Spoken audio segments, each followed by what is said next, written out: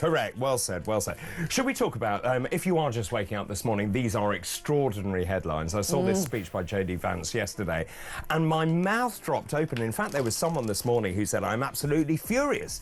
Well, British Prime Minister Sir Keir Starmer has rejected claims by billionaire businessman Elon Musk that few companies will be interested in investing in the UK while Labor is in office. What JD Vance said, I'm furious because it took an American politician to say something that no one is brave enough to say in the UK. Let me just show you these headlines this morning. Daily Telegraph, Vance, free speech in Britain is in retreat. The Times. That all it takes is Elon Musk to jump on platform X and he gets Prime Minister Sir Keir Starmer in a hot mess.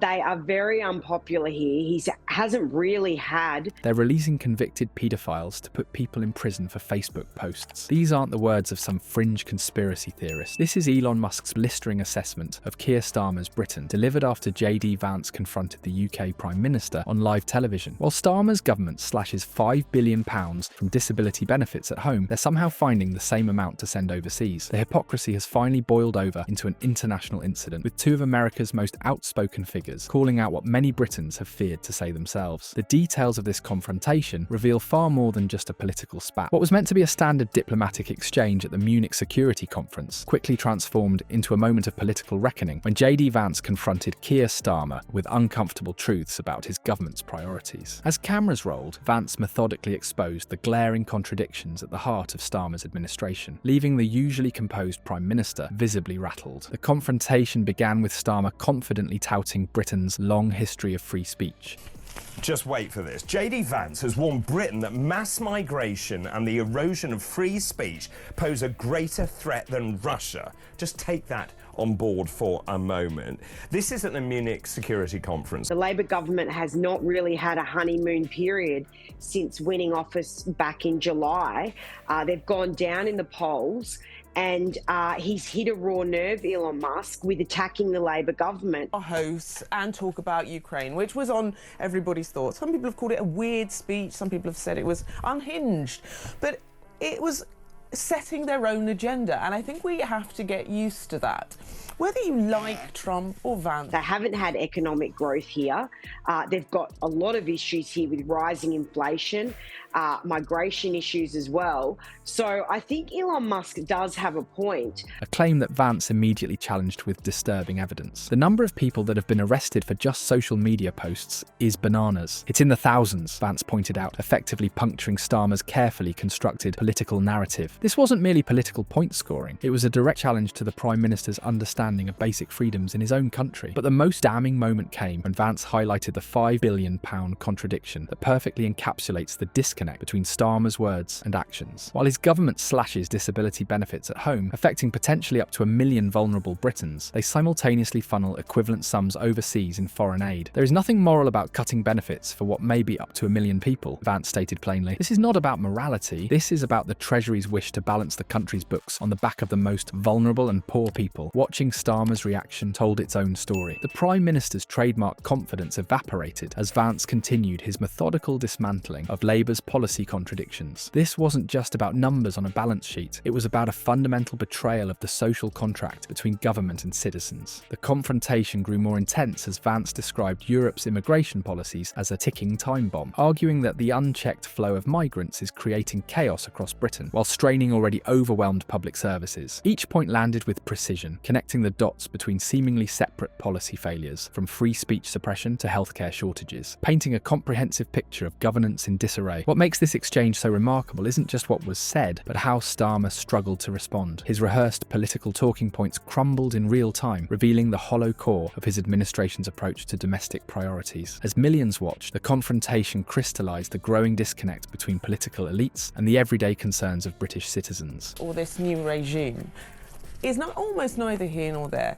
What they've done is held up a mirror to Europe and said, before you start. But the fact that Keir Starmer feels the need to respond to Elon Musk is pretty damning in itself. Now, we've seen Elon Musk align himself with Nigel Farage and the Reform UK party, which is proving a threat to the Tories and Labour Party. You know, having a go and lording it over everybody else, take a look at what you're doing yourself. And it is not lost that it was a speech given in a city that I believe the day before, was it? And behind the scenes, and I would probably take a guess that Prince Harry didn't like that being uploaded, but this should have been worked out beforehand before it hit social media platforms. While Starmer's political credibility was publicly unravelling, an unexpected intervention from Silicon Valley was about to intensify the political firestorm. Elon Musk, the world's richest man and owner of X, formerly Twitter, didn't merely offer another celebrity opinion. He delivered a scathing, data-driven indictment of Britain's justice system that would send Downing Street into crisis mode. Musk's critique cut straight to the heart of the matter, with his shocking assertion that British authorities are releasing convicted paedophiles from prison in order to put people in prison for Facebook posts. This wasn't mere hyperbole or partisan rhetoric. It represented a direct challenge to the fundamental priorities of Starmer's government, backed by troubling evidence of systemic overreach against ordinary citizens. The tech billionaire's intervention carried extraordinary weight precisely because of his unique position. As the owner of one of the world's largest social media platforms, Musk has unprecedented insight into how governments monitor and police online speech. His claim that the number of people that have been arrested for just social media posts is bananas, it's in the thousands, wasn't just provocative. It was a devastating assessment from someone with access to the raw data. What makes Musk's critique particularly powerful is how it extends beyond free speech concerns to expose the twisted economic priorities undermining British society. He questioned how a nation with visibly deteriorating infrastructure and public services could possibly justify sending billions in foreign aid abroad. This observation struck at the heart of the growing disconnect between political elites making decisions in Whitehall and the everyday realities facing British citizens. The real power of Musk's intervention lies in how it transformed what might have been dismissed as partisan sniping into a global examination of democratic values. UK police data validates his claims, revealing that over 3,000 people are investigated annually for non-violent online expression, with hundreds facing prosecution. When a person can be arrested for a social media post while violent criminals walk free, can Britain truly claim to be a bastion of liberty? Consider cases like Adam Smith Connor, arrested simply for silently praying near an abortion clinic. Such incidents aren't anomalies, symptoms of a systematic erosion of basic liberties that taking over Greenland or whatever they want to do. And having just spent quite a lot of time in America,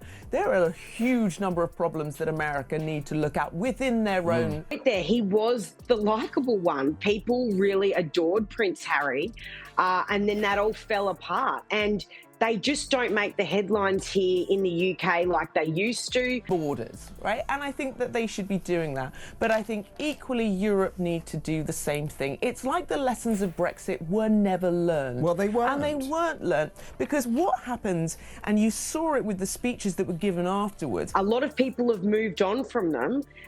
They're hugely unpopular here in the UK and proving the same in America. This did show a bit of the human side to him, but clearly there was an issue with it. Once defined British society. By highlighting these troubling patterns, Musk effectively connected free speech suppression to the broader governance crisis facing the nation, from crumbling healthcare to housing shortages and border security failures. What we've witnessed through this unfolding political drama isn't just a clash of personalities, but a revealing glimpse into a government increasingly disconnected from its people. The research confirms what many have suspected. Public dissatisfaction with Starmer's leadership is reaching a boiling point as citizens feel their legitimate concerns about basic necessities, jobs, housing, healthcare, are being sacrificed on the altar of political correctness. This isn't merely about isolated policy disagreements. Polling data shows a significant portion of Britons believe their voices are being systematically ignored, particularly on issues like free speech and immigration. The government's apparent prioritisation of international perception over domestic welfare has created a dangerous divide between Westminster and the people it claims to serve. Political analysts now suggest the electoral consequences could be severe when citizens consistently see their government as dismissive of their everyday struggles while enforcing speech codes and questionable spending priorities. That frustration doesn't simply disappear, it transforms into a powerful force at the ballot box. The question for Starmer isn't whether he can weather this particular news cycle, but whether he can recognise the fundamental disconnect before voters deliver their own verdict on his leadership priorities.